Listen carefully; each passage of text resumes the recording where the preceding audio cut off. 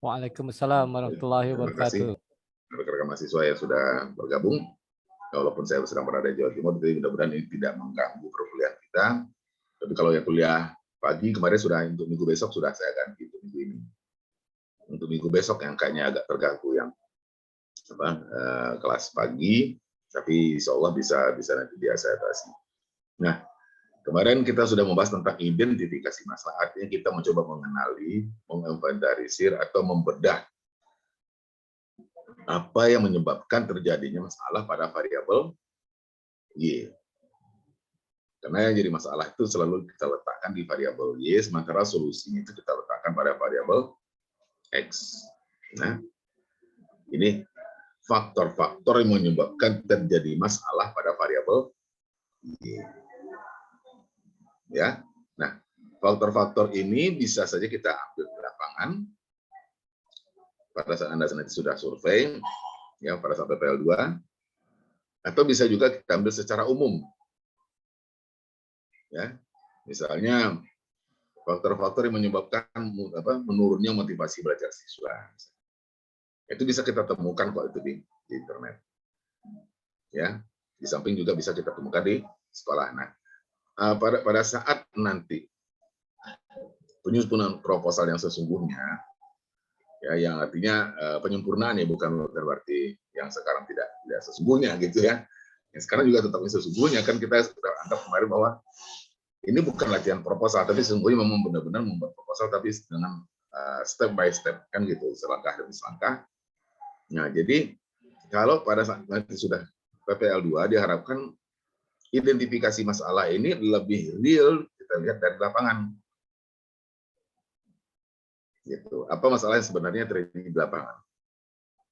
Ya. Misalnya nanti ini kebetulan kelas C ini dapat PPL 2 ini di mana? Beda-beda Ustadz. Ada yang Nah, di dinamika pembangunan 1, ada yang di Nurul apa itu? Citirayu, maaf. Nurul Iman ya. Nurul Iman. Oh, Nurul Iman. Nah, nanti bisa dilihat apa sebenarnya yang jadi masalah di sekolah. Apa? Misalnya ya kalau misal terkait sekarang itu kan yang paling banyak itu adalah motivasi belajar ya paling banyak ya. Tetapi kan tentu kita kaitkan dengan mata kuliah yang sudah dibagikan. Ya. Misalnya Pak Naga dapat mata kuliahnya apa? Saya coba akhlak tasawuf, Ustaz. Nah, akhlak tasawuf itu berarti misalnya motivasi kita mau angkat motivasi belajar bisa, atau misalnya kita mau mengangkat tentang kepribadian atau karakter siswa. Ya, misalnya apa nilai hormatnya terhadap guru, ya, untuk nilai hormatnya terhadap orang tua, atau juga misalnya sikap mereka dalam belajar, itu kan erat kaitannya dengan kepribadian atau dengan karakter siswa. Ya. Nah, atau kemudian dari akidah, dari misalnya dari mata kuliah tersebut kita lihat, lalu nanti kita kaitkan dengan masalah yang ada di lapangan.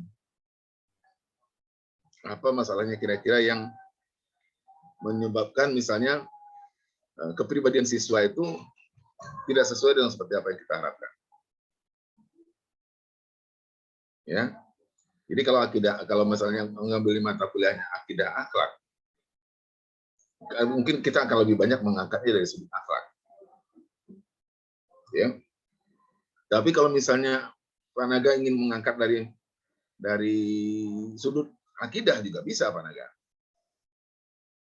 Ya, contohnya di kelas E itu ada satu orang yang mengangkat penelitian yang cukup menarik menurut saya. Dia mengangkat penelitian tentang nilai-nilai nilai-nilai akidah yang terdapat dalam film KKN di Desa Penari. Nah, ini kan film baru ini. Dia mencoba menangkap gitu, apa nilai-nilai akidah yang ada dalam film itu. Nah, itu bisa saja. Jadi tidak mesti juga harus dari real dari lapangan gitu ya.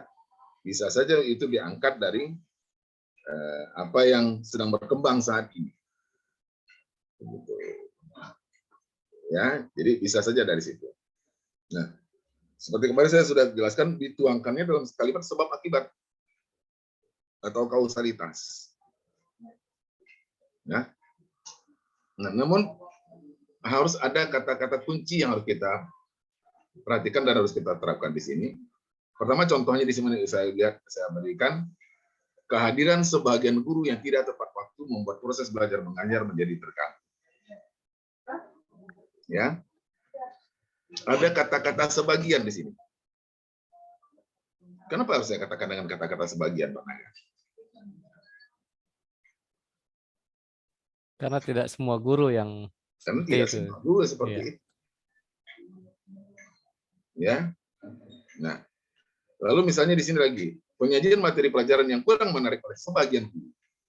Itu juga menunjukkan bahwa sebagian guru memberikan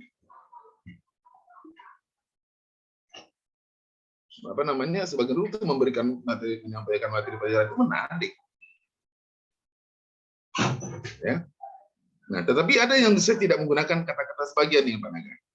Misalnya mengakibat kurangnya sarana pembelajaran pada sebagian sekolah ini mesti ada sebagian, tapi kalau misalnya yang jadi masalah di bawahnya mengakibatkan kinerja guru tidak optimal. Kenapa tidak ada kata-kata sebagian guru?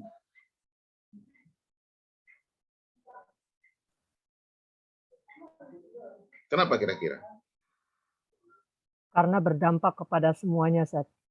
Kalau yang namanya sarana pembelajaran Sarana. yang kurang, otomatis semua kinerja guru terganggu. Itu udah pasti. Ya, tinggal lagi bagaimana cara guru mengatasi kesulitan dalam menghadapi masalah kekurangan sarana pembelajaran. Tapi kan dampaknya harus diangkat secara umum terlebih dahulu. Ya. Nah, terakhir, kepemimpinan kepala sekolah yang baik ya dapat mendorong penerapan kedisiplinan warga sekolah. Apa kira-kira maksud dari identifikasi yang terakhir ini? Solusinya, Ustaz.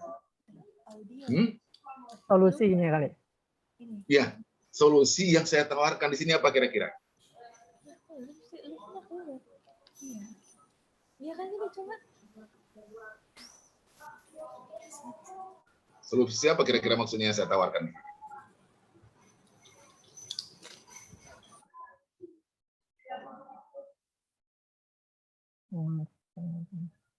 Artinya di atas itu saya akan bicara tentang kinerja guru. Ya. Maka solusi yang saya tawarkan untuk memperbaiki kinerja guru itu adalah kepemimpinan kepala sekolah. Nah, jadi di akhir identifikasi masalah kita itu, kita mencoba menawarkan sesuatu yang bisa menjadi X. tapi nggak ada. Ada. Bisa dipahami? Yang lain bisa paham kira-kira?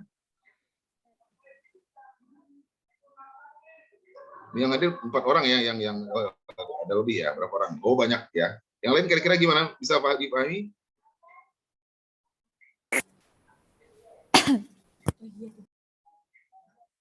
Gimana yang lain bisa paham kira-kira?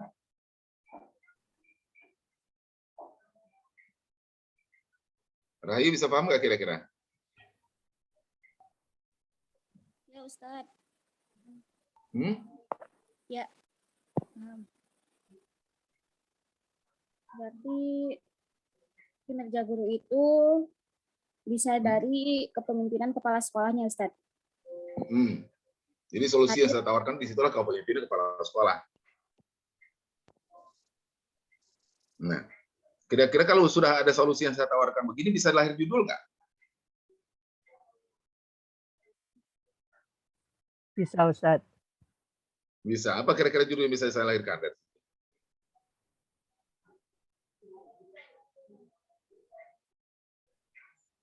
Pengaruh kepemimpinan kepala sekolah terhadap pengaruh kepemimpinan kepala sekolah terhadap Guru, kinerja guru. Terhadap kinerja? Kinerja guru, Ustaz. Kinerja guru. Ya. Bisa dipahami ya? Oke. Nah. Sekarang kalau kita lanjutkan ke pembatasan masalah, sudah bisa belum?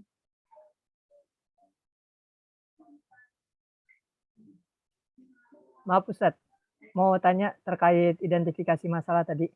Itu setiap kita menuangkan identifikasi masalah ini juga harus dituangkan solusinya seperti yang kepemimpinan kepala sekolah yang paling bawah itu, Ustaz. Ya sebentar ya, mohon maaf, sebentar ya. Enggak, maksudnya yang masih slide kedua ya, tapi ya. paling bawah. Ya. Sebentar.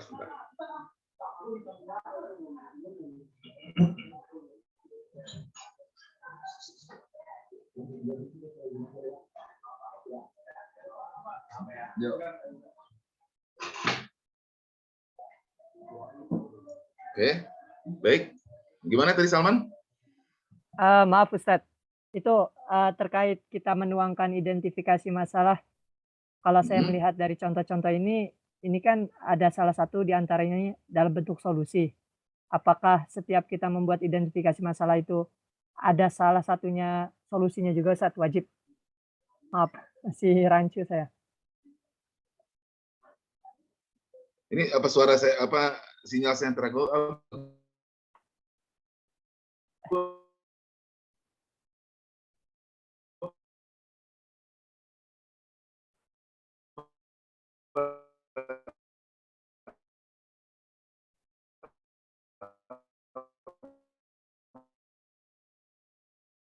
Saya yang bermasalah, Pak Naga, atau gimana? Putus, Ustaz.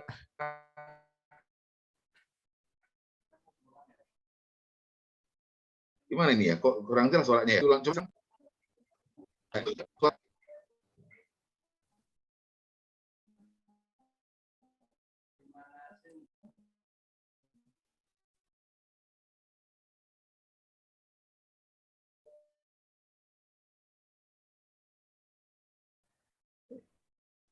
Luar, Tio.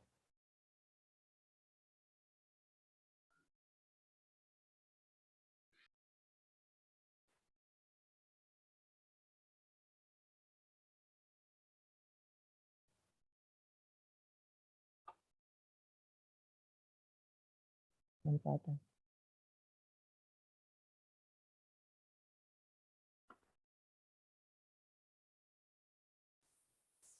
Untuk setiap negara mewajibkan kewajiban untuk mempertaskan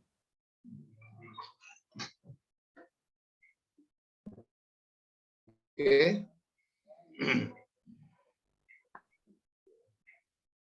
Halo Salman. Ya, halo Ustaz. Ya.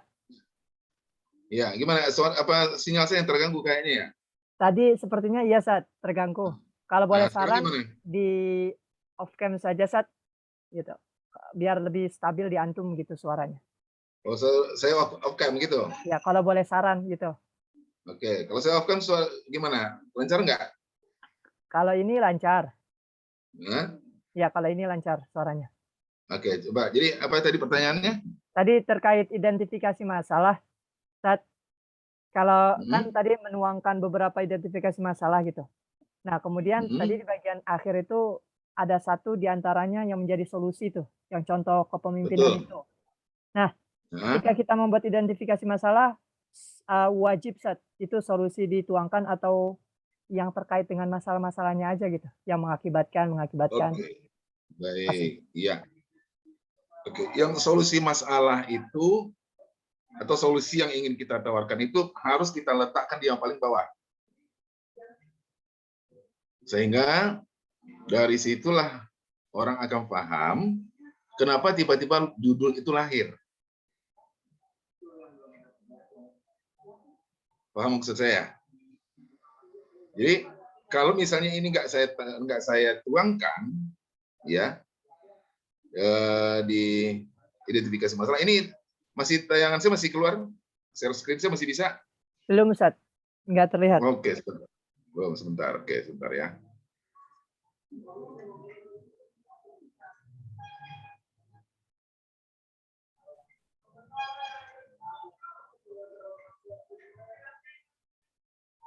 Oke, masih bisa kelihatan sekarang?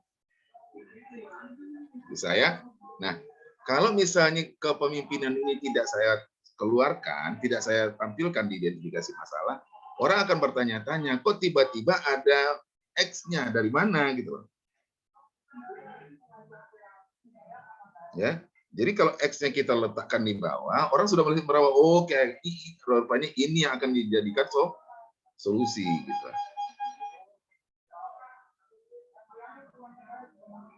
Bisa dipahami kira-kira sama? Yang lain bisa paham?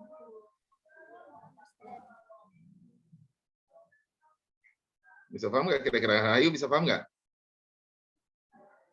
Paham, Ustadz. Abdul Muiz?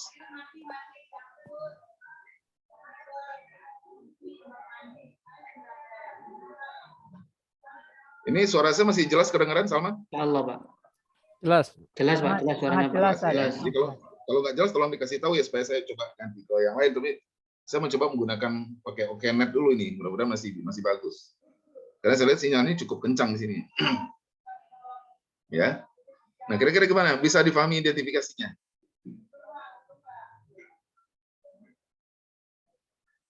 Bisa? Bisa, Bisa, Ustaz. Ustaz. Oke. Jadi identifikasi ini semakin banyak, dia semakin bagus. Ya, tetapi betul-betul faktor yang menyebabkan yang terjadi masalah, timbul masalah pada variabel Y-nya kita gitu. Oke, misalnya saya ambil contoh misalnya, Siti Rahayu variabel Y-nya apa?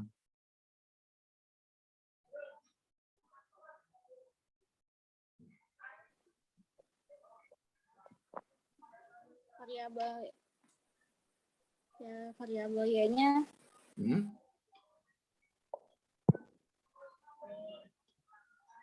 Apa variabel Y-nya? itu ya masalahnya, Ustadz ya?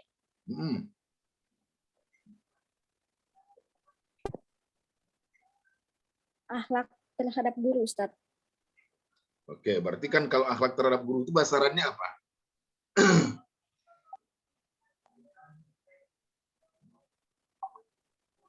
Karakter siswa. Nah, nanti karakter siswanya itulah yang akan masuk dalam pembatasan masalah, dibatasi pada akhlak pada guru. Nah, gitulah. Paham, Rayu? Ya, Ustadz. Ya, jadi jadi kita bicara karakter atau kepribadian siswa boleh. Ya. Atau akhlak siswa boleh. Nanti akhlak siswanya itu dibatasi pada akhlak pada guru. Bisa dipahami?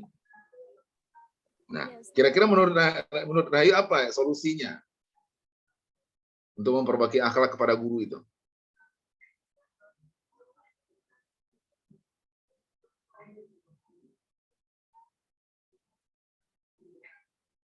Apa solusi yang ingin ditawarkan?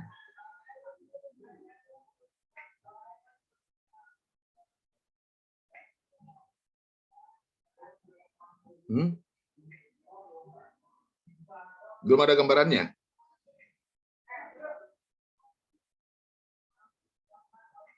Iya, Ustadz. Untuk solusinya mesti bingung. Solusinya bingung.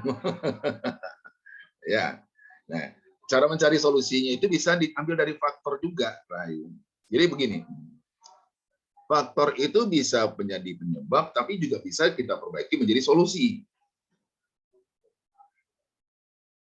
Gitu loh. Kan contohnya misalnya di sini, di saya ini, kepemimpinan kepala sekolah, bisa nggak ini menjadi penyebab? Menurunnya kinerja guru. Bisa, Ustaz. Bisa, tapi bisa nggak menjadi solusi? Sangat bisa. Bisa juga, gitu loh. Ya kan? Jadi kalau misalnya saya katakan, lemahnya kepemimpinan sebagian kepala sekolah menyebabkan kinerja guru tidak optimal. Bisa nggak? Bisa menjadi penyebab kan? Tapi kalau saya jadikan solusi, kepemimpinan sekolah yang baik dapat mendorong penerapan kedisiplinan warga sekolah. Jadi begitu saya ubah kalimatnya, dia bisa menjadi solusi gitu loh. Nah, tentu saja solusi yang kita cari itu, yang kita tawarkan itu adalah yang paling mungkin. Gitu loh. Paham maksudnya kira-kira? Gimana yang lain? Paham nggak?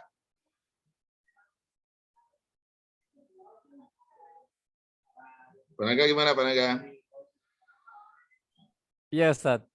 Nah, Kemarin coba-coba, tapi ini dalam ininya saya identifikasi masalahnya, solusi yang saya tawarkan malah jadi ilmu parenting nih, Ustadz. Kenapa? Jadi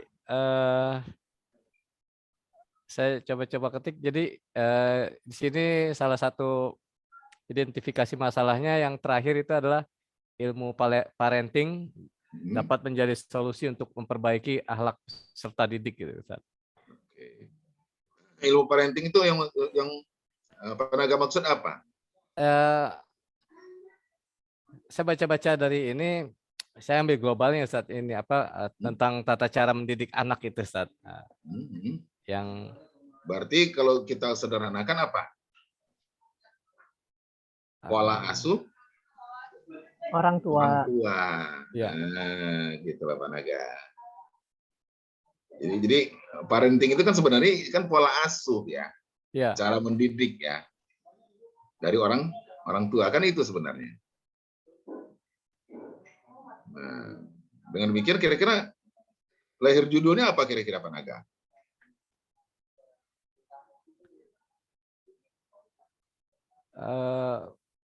Pengaruh pola asuh orang tua terhadap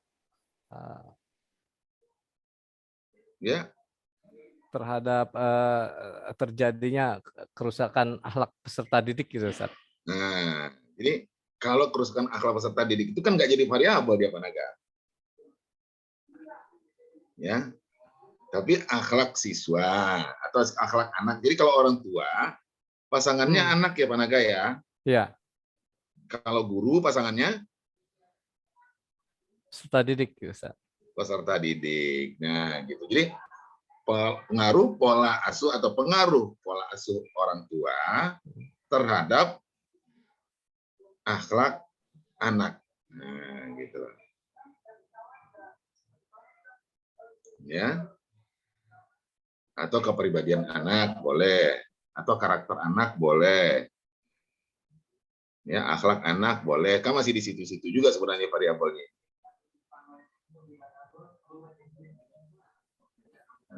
Gitu. Bisa, Panaga ya? Masih berusaha terus, Ustaz.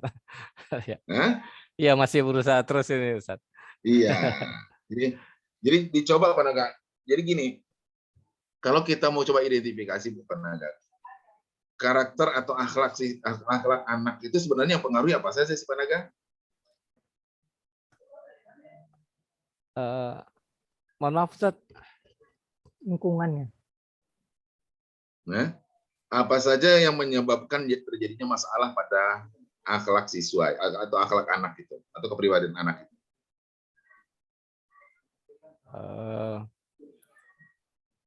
Yang lain boleh ikutan, silakan. Lingkungan, Ustadz. Lingkungan, oke. Ya, media sosial. Ya kan? Nah, berarti kan cukup banyak ya, Panaga ya. Kondisi tempat tinggal sebagian siswa atau sebagian anak yang kurang baik mengakibatkan kepribadiannya menjadi tidak baik atau tidak stabil, gitu ya. Atau mengakibatkan pertumbuhan kepribadiannya menjadi terganggu. Tinggal bermain kalimat di situ, Panaga. Ya. Lalu kayak seperti media sosial misalnya. Ya.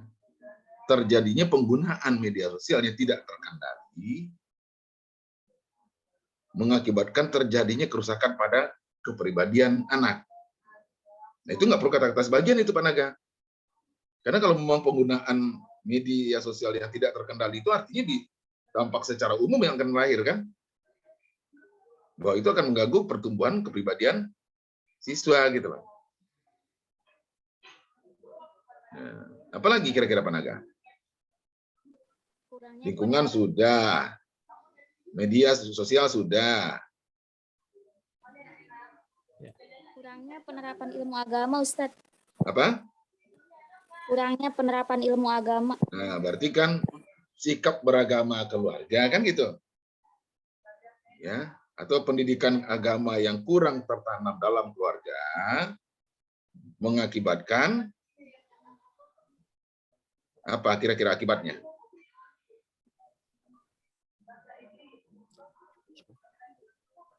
Mengakibatkan sikap beragama siswa menjadi kurang baik atau sikap beragama anak menjadi kurang baik gitu loh.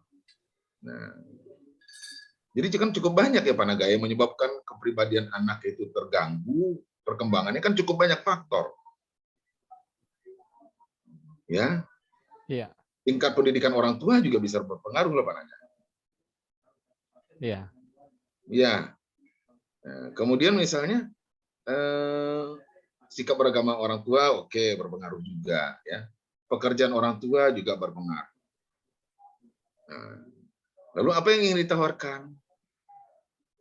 Apakah pendekatan agama dalam hal ini adalah pola asuh atau apa yang ingin diterapkan? Diharapkan menjadi solusi gitu. Kalau yang kita harapkan itu adalah pendekatan keagamaan, berarti itu adalah pola asuh, nanti batasannya adalah pendekatan keagamaan. Ya. Atau pembiasaan agama dalam keluarga. Itu nanti batasan-batasan itu bisa kita lihat pada fungsi atau tujuan dari pola asuh orang tua. Atau sikap orang tua dalam mendidik anak bisa juga. Dibatasinya nanti di situ. Bisa dipahami? Yang lain gimana, bisa paham? Pak Naga juga bisa? Iya, Ustaz. Oke, baik. Saya coba lanjutkan ya. Kita coba masuk kepada pembatasan masalah. Ya. Nah, pembatasan masalah itu apa sih sebenarnya? Membatasi ruang lingkup garapan pada masing-masing variabel, baik X maupun Y, agar penelitiannya menjadi lebih terarah dan terukur. Ya, nah, pembatasan masalah ini harus dilakukan agar teori yang digunakan menjadi fokus. Gitu. Nah, dari mana kita mengambil kira-kira pembatasan masalah ini, Pak Naga?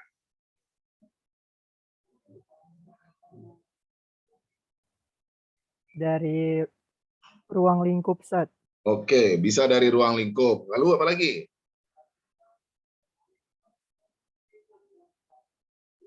Selain dari ruang lingkup, apa lagi? Ruang lingkup variabel X ya maksudnya ya. Jadi X maupun Y ya. Bisa dari ruang lingkupnya. Kemudian bisa dari mana lagi?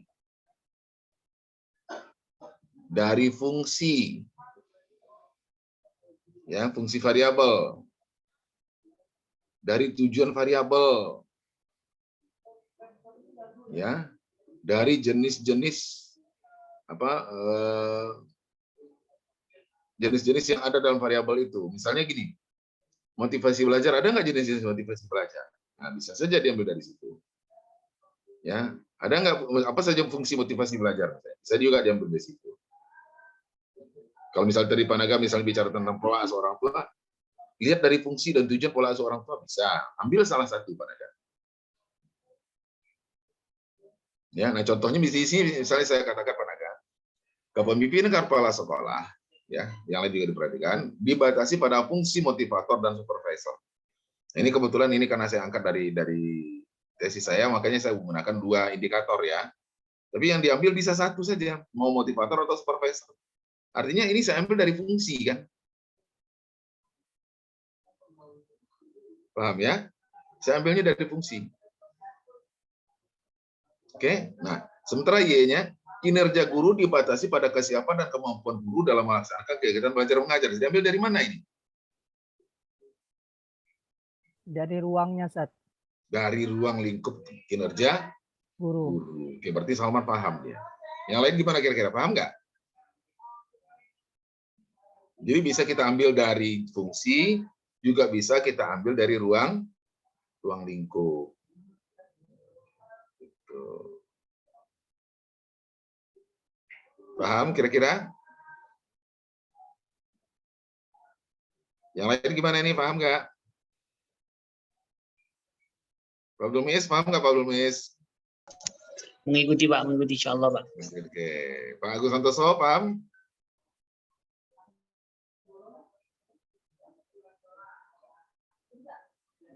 Agung Santoso, paham kira-kira?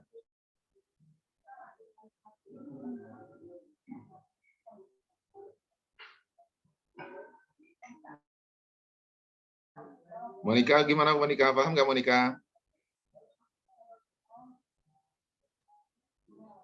Ini cukup banyak yang ikut. Ini yang lain yang off cam dan yang mute ini rata-rata paham nggak nih? Sebelum saya lanjutkan. Karena cukup banyak yang hadir tapi mute semua nih. Ya. Oke, saya anggap paham ya. Kalau nggak ada yang protes, saya anggap paham ya. Oke. Berarti pembatasan masalahnya bisa ya. Nanti kalau nggak bisa, nanti pelan-pelan mungkin recordingnya bisa diputar lagi pelan-pelan sehingga Anda bisa paham. Ya. Oke, pembatasan masalah bisa nanti tinggal diterapkan pada variabel masing-masing ya. Karena ini harus bergerak ke arah proposal loh. Jadi bukan sekedar paham, tapi nanti diterapkan pada variabel yang memang Anda ingin jadikan untuk proposal. Ya, diterapkan ya. Oke, baik. Sekarang saya akan masuk kepada perumusan masalah. Jadi kalau tadi saya katakan di sini akhirnya saya ambil judul tadi apa kira-kira? Masih ingat? Pengaruh kepemimpinan kepala sekolah terhadap kinerja guru. Oke, good. Jadi pengaruh kepemimpinan kepala sekolah terhadap kinerja guru. Berarti ini penelitiannya apa kira-kira? Penelitian kuantitatif atau kualitatif? Pengaruh kuantitatif. Berarti penelitiannya adalah kuantitatif. Karena yang namanya kepemimpinan kepala sekolah itu harus diukur kan? Dan kinerja guru itu juga harus diukur. Nggak bisa dinarasikan, harus diukur. Ya, nggak bisa dengan wawancara saja kan? Wawancara nanti hanya berfungsi sebagai triangulasi. Ya, misalnya kepala sekolah mengatakan, saya selalu datang tepat waktu dan memberikan contoh kepada guru.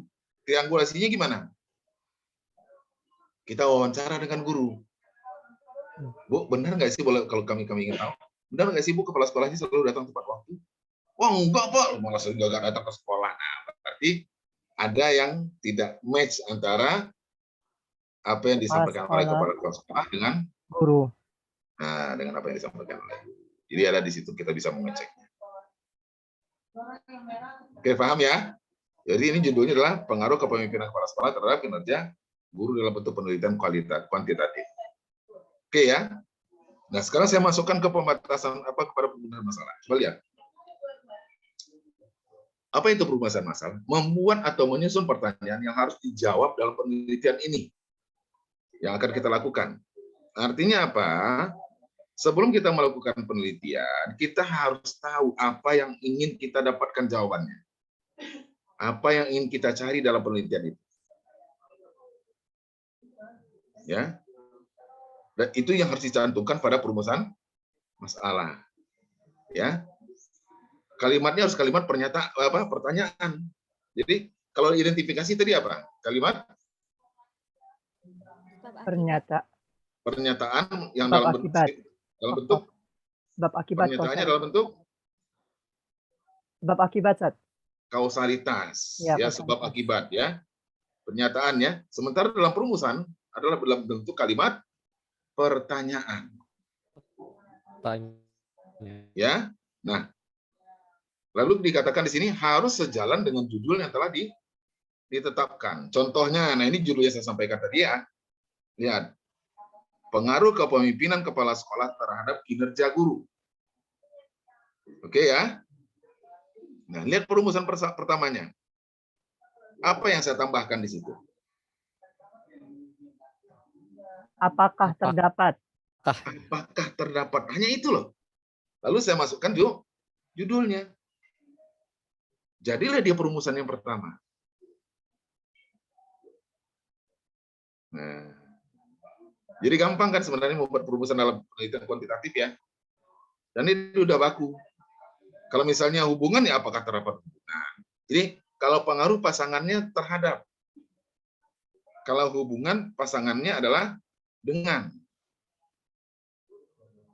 Gitu ya. Misalnya, apa bedanya sih sebenarnya antara pengaruh dengan hubungan?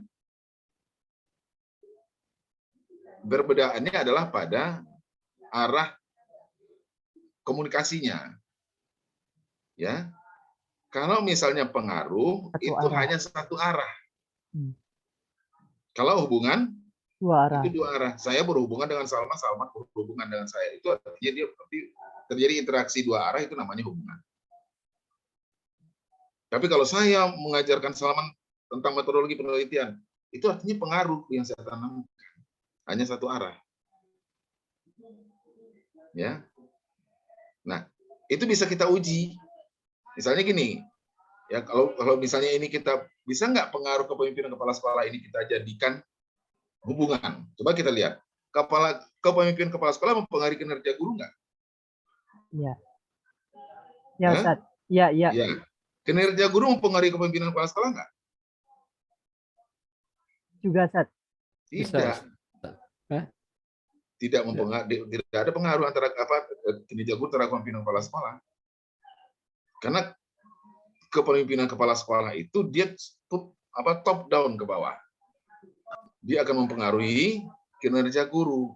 Kinerja guru itu semakin baik apabila kepemimpinan kepala sekolahnya juga baik. Tapi kalau kita nanti teliti lebih dalam, bisa saja ketemu. Apabila nanti bicaranya udah dalam konteks itu bekerja sebagai tim. Kan suksesnya suatu sekolah kan tidak bicara personal kan? Sekolah ini hebat hanya karena kepala sekolah, nggak bisa begitu kan?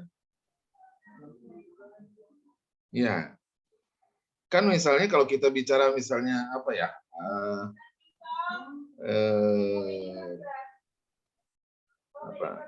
klub sepak bola misalnya gitu. Ya, Muhammad Salah itu kan nggak akan pernah dinyatakan hebat kalau nggak ada kerja sama tim kan gitu. Ya, atau kalau misalnya mau bicara Messi atau bicara Ronaldo gitu kan, itu dia berhasil seperti itu kan karena kerja sama tim kan gitu. Nah nanti kalau dalam kepala sekolah juga sama. Tetapi secara umum kinerja guru itu tidak menentukan kepemimpinan kepala sekolah. Justru kepemimpinan kepala sekolah yang akan menentukan kinerja. Oke ya. Jadi perumusan yang pertama kita hanya menambahkan kata-kata apakah terdapat. Lalu kita masukkan judulnya. Jadi kan sederhana ya membuat perumusan masalah itu seperti kalau kita tahu. Oke. Nah, kemudian yang kedua, kalau kita mau melihat apakah kepemimpinan kepala sekolah itu mempengaruhi kinerja guru?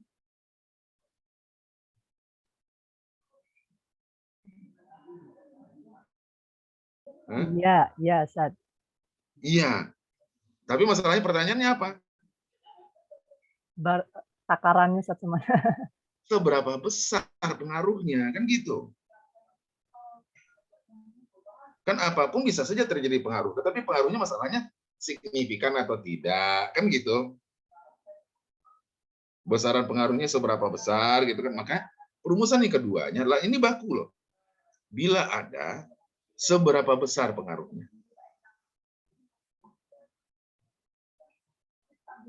Oke. Ini baku. Untuk penelitian yang menggunakan kata-kata pengaruh, maka yang nomor 2 ini untuk mengukur seberapa besar pengaruhnya itu adalah berlaku secara umum dan baku.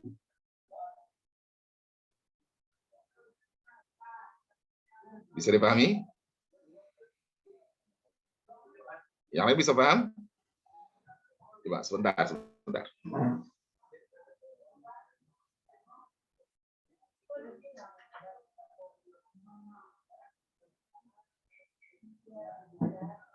Oke, baik. Bisa dipahami ya. Jadi yang kedua ini baku ya. Nah, kalau bimbingan dengan saya atau saya dalam melakukan bimbingan skripsi, ya saya nggak mau terlalu kering di situ. Hanya bicara angka dan angka kan gitu. Analisanya kan nggak masuk. Maka saya selalu menetapkan harus ada perumusan ketiga. Apa itu perumusan ketiga? Yang mendorong adanya analisa, yaitu adanya strategi. Nah, diangkatnya dia mulai dari variabel Y-nya. Jadi, bagaimana strategi meningkatkan kinerja guru kan? Y-nya kan yang menjadi masalah tadi kan kinerja guru kan? Nah, tapi kita bicara strateginya sekarang. Jadi bicara analisa. Ya, analisa si peneliti. Bagaimana strategi meningkatkan kinerja guru melalui pendekatan kepemimpinan kepala sekolah. Karena kan nanti akan dilakukan penelitian pengkajian di kajian teorinya yang membahas tentang kepemimpinan kepala sekolah kan gitu. Tapi ada nggak strateginya sih? Makanya biasanya nanti akan lahir di outline-nya itu strategi menjadi kepala sekolah yang efektif misalnya. Nah, itu bicara strategi itu. Nah, strategi itu nanti yang dianalisa untuk menjawab perumusan nomor 3. Ya, jadi ada strategi untuk supaya penelitian itu tidak terlalu kering ya. Oke. Nah, perumusan masalah ini juga sekaligus menggambarkan kesimpulan yang akan kita jawab nanti. Ya. Kesimpulan itu nanti adanya di bab berapa? Kalau dalam skripsi. 4 kayaknya. Ada pada bab 5 ya. 5. Di bab 5. Ya, ada kesimpulan di situ. Nah, kalau perumusannya ada 3 seperti ini, maka kesimpulannya nanti juga harus 3. Kalau dia 3 di sini, nanti di kesimpulan juga harus 3. Dan mengacu untuk menjawab ini seperti yang di atas tadi loh. Ya, yang harus dijawab. Nah, jawabnya nanti ada di bab 5. Jadi kalau 3 perumusan, maka kesimpulan di bab 5 juga berarti harus 3.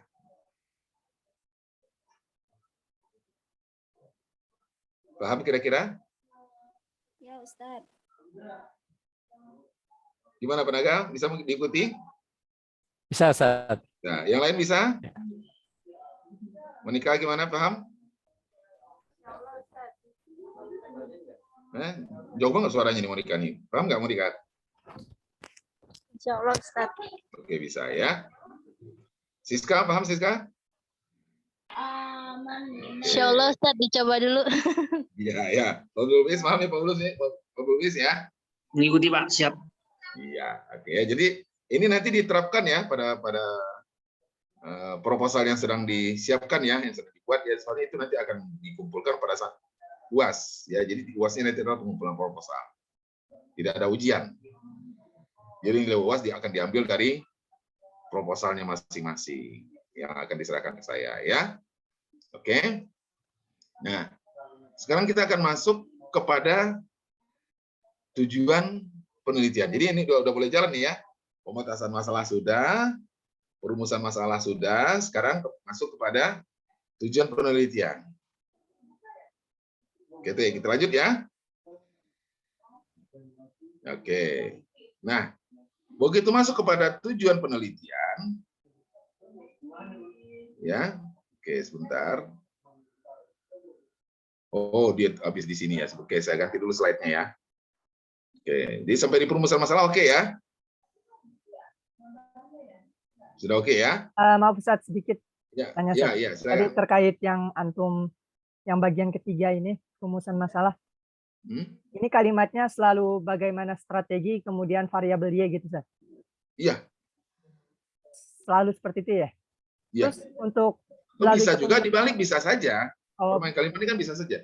Bagaimana strategi kepala sekolah dalam meningkatkan kinerja guru? Kan juga bisa. iya, iya. Ya kira saya harus Y-nya dulu Ustadz. Berarti bebas ya? Kalau saya lebih senang begitu, bagaimana strategi meningkatkan kinerja guru melalui pendekatan kepemimpinan kepala sekolah. Karena strategi meningkatkan kinerja guru itu kan banyak. Lalu saya masukkan di situ adalah melalui pendekatan kepemimpinan kepala Oh, sekolah. iya. Oke ya? Makasih, Ustaz. Oke, baik. Kita ganti slide-nya ya. Oke, baik.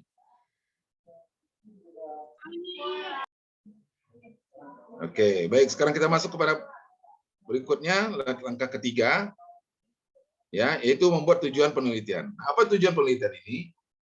Target atau sasaran yang ingin dicapai yang ditetapkan sebelum penelitian dilakukan. Lebih kurang sama dengan apa yang kita tetapkan dalam perumusan masalah. Penyusunan tujuan penelitian ini harus mengacu kepada perumusan masalah yang telah ditetapkan sebelumnya. Ya, dengan mengubah kalimat pertanyaan. Nah, tadi di perumusan masalah kan pertanyaan ya, diubah lagi ke kalimat pernyataan. Jadi pernyataan, pertanyaan, pernyataan lagi. Jadi identifikasi pernyataan, perumusan masalah pertanyaan, tujuan penelitian pernyataan. Ya, nah perhatikan. Kalau misalnya tadi di perumusan masalah tadi pada berapa poin? 3, Ustaz. Ada 3. 3. Maka di tujuan penelitian dia juga harus 3. Bagaimana cara membuatnya? Coba perhatikan apa yang berubah dari perumusan masalah tadi. Ditambahi kata untuk menganalisa itu, Ustaz. Itu dia. Hanya itu loh Pak Naga. Jadi di copy perumusan masalah tadi ke bawah, masukkan ke tujuan penelitian. Apa tujuan penelitian? Untuk menganalisa apakah terdapat pengaruh kepemimpinan kepala sekolah terhadap kinerja guru. Lihat, sebenarnya pembuatannya sederhana. Kalau kita paham. Jadi untuk merubah kalimat pernyataan hanya menambahkan kata-kata untuk menganalisa. Ya. Nah, lalu judul penelitian kita tadi itu juga kita tarik untuk perumusan kedua. Nah, kalau namanya untuk melihat atau untuk mengetahui besarnya pengaruh, diapain? Diapakan? Diukur, Ustaz.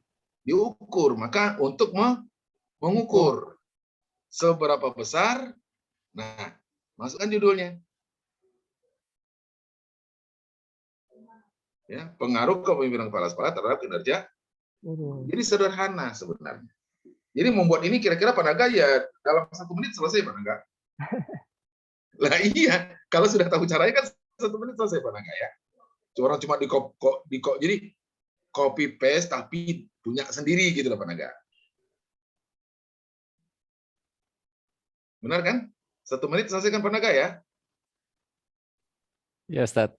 Iya, cuma nambahin untuk menganalisa. Masa ngetik untuk menganalisa 2 kata gitu butuh waktu 1 jam. Kan cuma menambahkan itu saja untuk menganalisa. Jadi inilah fungsinya kalau kita paham. Kenapa harus menganalisa kalimat ini?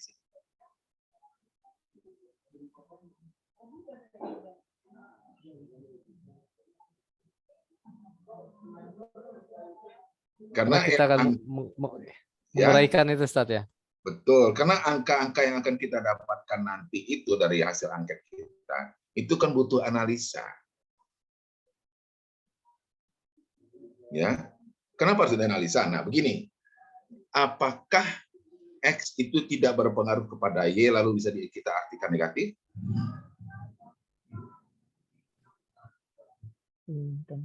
Sekali lagi, apakah apabila kepemimpinan kepala sekolah tidak berpengaruh terhadap kinerja guru lalu apakah akan kita anggap penelitian itu negatif? Belum tentu, Ustaz. Kenapa belum tentu? Jika apakah kepemimpinan kepala sekolah.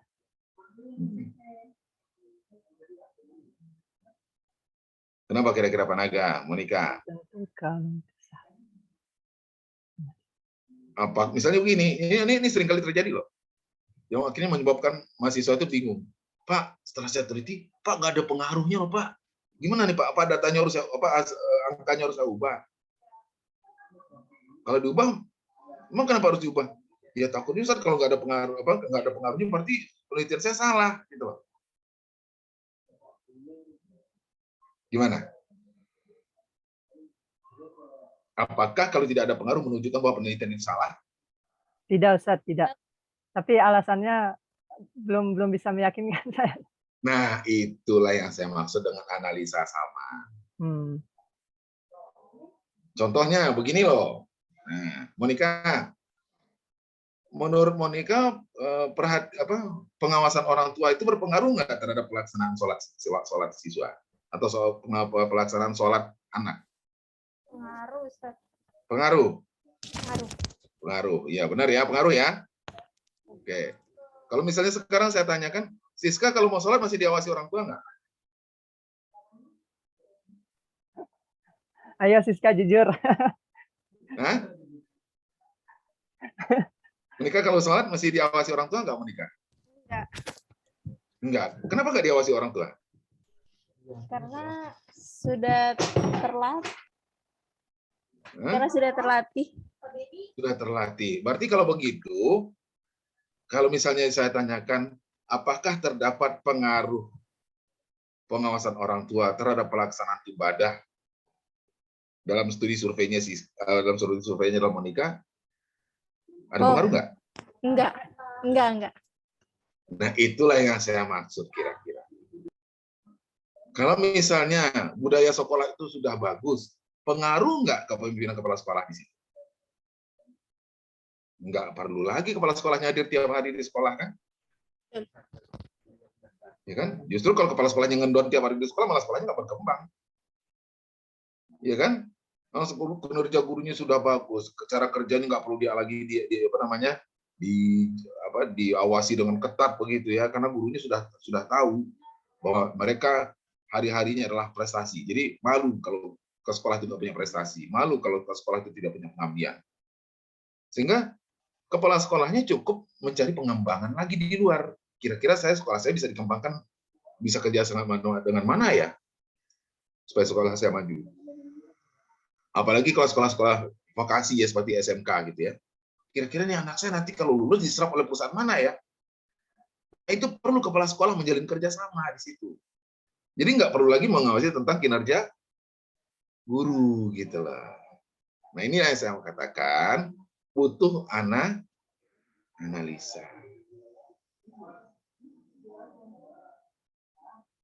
Paham kira-kira Pak Naga maksudnya? Nah, gitu. Jadi kenapa harus kita analisa? Ya, nah, lalu kemudian kita ukur. Kan gitu, ya harus kita ukur seberapa besar pengaruhnya. Untuk menunjukkan ada pengaruh atau tidak. Pengaruhnya tinggikah, sedangkah, rendahkah, atau bagaimana. Itu yang menentukan adalah ukuran. Maka perlu diukur. Ya, nanti itu menggunakan produk momen gitu ya. Biasanya gitu, nanti ada menggunakan pakai T-tabel yang melihat nanti ukuran, kalau misalnya segini ukurannya, ini masuk tinggi, rendah, atau sedang sih. Nah, itu dia ada patokan. Ya, nah, kemudian yang ketiga, untuk menganalisa bagaimana strategi meningkatkan kinerja guru melalui kepemimpinan kepala sekolah. Sama, hanya menambahkan kata-kata untuk menganalisa loh Pak Naga. Jadi kalau dipikir-pikir dari perumusan masalah, ya sampai kepada tujuan penelitian, kayaknya Pak Naga 2 menit selesai Pak Naga. Gimana Pak Naga? Bisa nggak selesai 2 menit Pak Naga? Ya, berarti yang berat awalnya kan Ustadz ya? Ya tapi kalau udah sampai di sini, kira-kira sudah dibuat ada pembatasan masalahnya, lalu kita buat urusannya. Kira-kira 2 menit sampai nggak di sini Pak Naga? Kayaknya enggak Ustadz. Ini udah ya? Kurang ya dari 2 menitnya?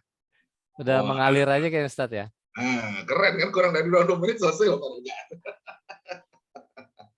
Karena udah tahu triknya bagaimana kata-kata itu ditambahkan, gitu kan? Ya, nggak butuh 2 menit Pak Naga ya? Kurang ya? Iya Ustadz. Kurang dari 2 menit. Gimana yang lain? Bisa ya? Kurang dari 2 menit loh kata Pak Naga tuh. Ya, Pak Nulis kira-kira 1 menit selesai Pak Nulis ya. Iya. Ya, yang lain juga ya. Oke. Nah, jadi kira-kira seperti itu. Paham ya? Oke. Berarti kita sudah bahas 3 ya. Pembatasan, perumusan, tujuan. Ya. Ini harus nanti aplikasinya langsung ke ini loh ya, ke proposal loh ya. Lagi anget-angetnya langsung masukin gitu. Jangan dingin, nanti dia baku lagi.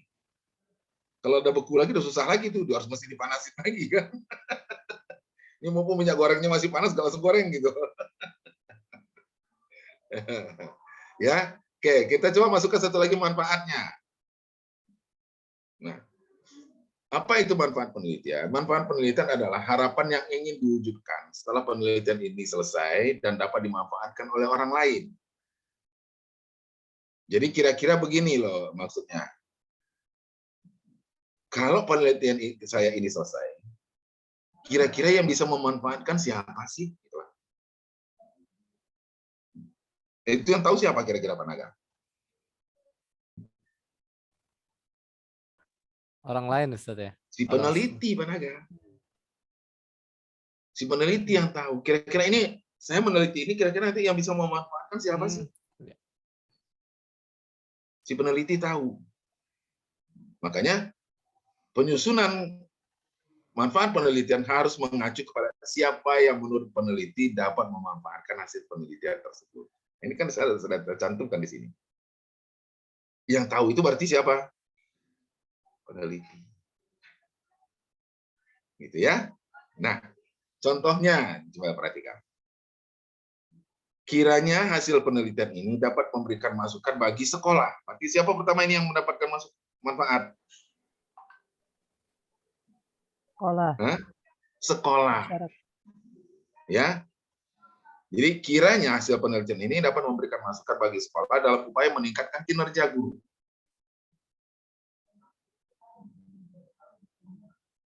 Ya. Karena kita tadi bicara tentang kinerja guru. Jadi kira-kira ini bisa memberikan masukan buat sekolah gitu. Paham ya? Jadi yang tahu adalah peneliti. Ya, kenapa penelitian tahu ya? Setelah melakukan penelitian, penelitilah yang tahu kira-kira bagaimana cara meningkatkan kinerja guru, dan itu sudah dibahas. Ada strategi tadi kan di perumusan ya. Nah, strategi itu nanti akan memberikan manfaat kepada orang-orang ini.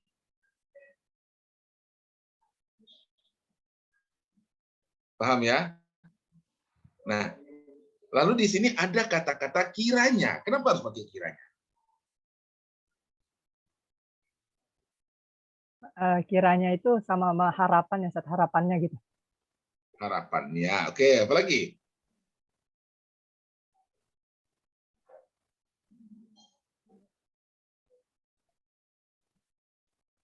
Sekarang begini, Monika melakukan penelitian untuk buku skripsi. Apa Monika yakin betul yakin bahwa hasil penelitian itu bisa dimanfaatkan oleh sekolah? Belum tentu ya. 50-50 Ustaz. 50-50, berarti ada kemungkinan, makanya kita menggunakan kata-kata kiranya. Oh, opsi. Karena belum tentu akan digunakan oleh sekolah, tapi kita punya harapan di situ seperti kata Salman tadi. Makanya ada kata-kata kiranya. Harapannya begitu, gitu kira-kira loh. Bahasa Salman tadi begitu. Ya. Nah, lalu kinerja guru itu kira-kira memberi manfaat pada siapa lagi? Pada murid pastinya nanti saat. Nggak ada murid lagi loh Salman. Maaf. Kepada kepemimpinan sekolah. Pada siswa atau peserta didik. Jadi kita harapkan penelitian itu juga bisa karena begini, kalau kinerja guru baik, bagus, kira-kira motivasi belajar siswa gimana? Meningkat ya? Meningkat ya? Benar begitu? Ya, kalau kinerja guru baik, contohnya gini, kalau yang mengajar itu gurunya enak, gitu ya, guru itu yang kita suka gitu ya, kira-kira motivasi belajar kita naik nggak sih? Sangat, Ustadz. Sangat. Ya, kira-kira ya itu dia maksudnya. Makanya manfaat ini kita harapkan juga bisa meningkatkan motivasi belajar siswa atau anak ya. Kalau sini masih saya gunakan anaknya ini karena ada kata tadinya saya masih menggunakan ini untuk manfaat penelitian yang sifatnya orang tua. Dia harus sebenarnya di sini adalah siswa. Jadi bisa mengangkat motivasi belajar siswa. Ya, kalau ini berarti di sini orang tua nih yang saya maksud nih. Mohon maaf. Yang kedua ini adalah orang tua. Artinya gini, kinerja guru itu memberikan dorongan pada orang tua nggak sih supaya juga mendorong anaknya belajarnya lebih baik? Mendorong ya. Nah, baru kemudian yang ketiga, ini untuk siswa. Kalau kinerja guru itu baik, menjadi mesin penggerak nggak sih untuk meningkatkan cara belajar siswa? Tentu, Ustaz. Kalau Iya. kinerja guru itu Baik. baik, gitu. Jadi diharapkan mampu mengangkat atau meningkatkan cara belajar siswa. Gimana kira-kira? Paham sampai di situ? Kalau di sini kan manfaatnya itu ada 3 set ya. Ada batas minimal kah? Atau mungkin harus linear lagi dengan sebelumnya terkait dengan Manfaatnya boleh saja lebih dari 3. Oh, boleh. Ya, makasih. Ya, bisa saja misalnya yang memanfaatkan siapa lagi misalnya? Misalnya bermanfaat bagi supervisor pendidikan misalnya. Bisa saja. Bermanfaat bagi kepala sekolah misalnya, boleh saja. Tapi kan kepala sekolah yang ada di situ sudah masukkan tipe yang pertama, yaitu sekolah. Jadi dia bisa lebih secara umum. Gitu. Oke, gimana yang lain?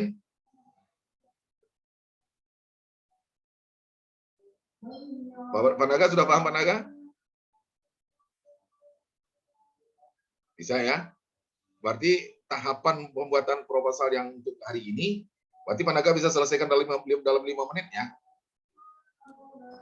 Sampai kepada manfaat penelitian ya? Oh bisa. Berarti yang lain juga bisa dong harusnya ya? Ya Salman ya? Yang lain juga Pak Blumies bisa ya? Oke. Nah gimana kira-kira? Cukup sampai manfaat dulu? Kalau ditambahkan kubuan lagi nanti makin berat nih. Jadi hari ini sudah ada pembatasan, sudah ada perumusan, sudah ada tujuan, sudah ada manfaat, udah 4 loh. Gimana kira-kira? Cukup 4 dulu?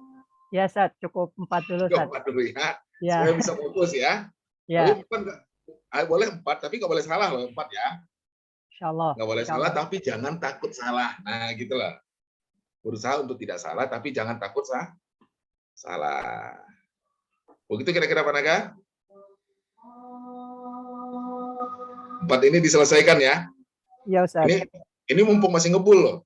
Jangan tunggu dia beku lagi. Kalau beku lagi nanti udah masuk freezer lagi dia. Susah nanti diterapkannya di proposal kita masing-masing. Jadi saya memang tidak mentokkan waktunya sampai habis jam kuliah saya, supaya ini bisa langsung digoreng gitu loh. Ini masih anget-anget, ini bisa langsung diolah gitu.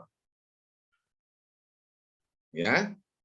Nah, kebetulan ini di Jawa Timur sudah maghrib, Jakarta memang belum ya, jadi mungkin bisa dicoba diterapkan yang 4 ini.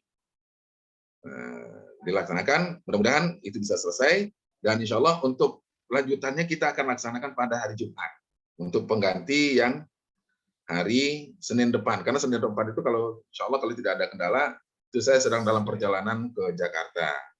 Dan bertepatan banget lagi saya berangkatnya busnya jam 4 juga lagi. Waduh, masa iya baru naik bus udah langsung ngajar orang terlihat lagi. Ini penumpang ngapain ini satu orang kalau bicaranya aneh-aneh gitu. Dia orang kan dengarnya aneh gitu ya. Gitu ya. Bisa ya? Oke, jadi insya Allah hari Jumat kita lanjutkan. Kita akan membahas nanti tentang membuat kerangka pemikiran. Ini biasanya memang agak berat. Jadi di membuat kerangka. Nah, ini dia karena ada 2, ada bagannya di bawahnya. Ya, nah biasanya memang di pembuatan proposal itu yang berat itulah di latar belakang, diidentifikasi, dan di kerangka pemikiran. Makanya kerangka pemikiran kita fokuskan besok deh, ya, di hari Jumat, supaya dapat gambaran kira-kira kita gitu ya. Ya, tapi tidak ada salahnya. Nanti dicoba nih, lihat dari materi saya atau dari deskripsi saya, coba saja dibikin kerangka pemikiran, kira-kira sudah bisa benar apa belum. Gitu ya. Baik Bapak dan Ibu, kira-kira mungkin perkuliahan kita sampai di sini dulu. Ya, mudah-mudahan apa yang sudah kita bahas hari ini bisa langsung diterapkan pada proposalnya masing-masing. Jadi jangan nunggu dingin, sekali lagi jangan nunggu dingin ya. Nah, lagi panas begini langsung coba diterapkan, jadi supaya dia bisa langsung connect. Ya, barangkali demikian yang bisa saya sampaikan pada sore hari ini. Dan marilah kita tutup perkuliahan kita dengan sama-sama membaca hamdalah. Alhamdulillah. Alhamdulillahirrahmanirrahim. Kalau jangan lupa untuk absensinya di e-learning ya. Baik Ustaz. Oke, baik, makasih. Dan akhirnya saya tutup dengan wassalamualaikum warahmatullahi wabarakatuh. Waalaikumsalam warahmatullahi wabarakatuh. Terima kasih Ustaz. Terima kasih Ustaz.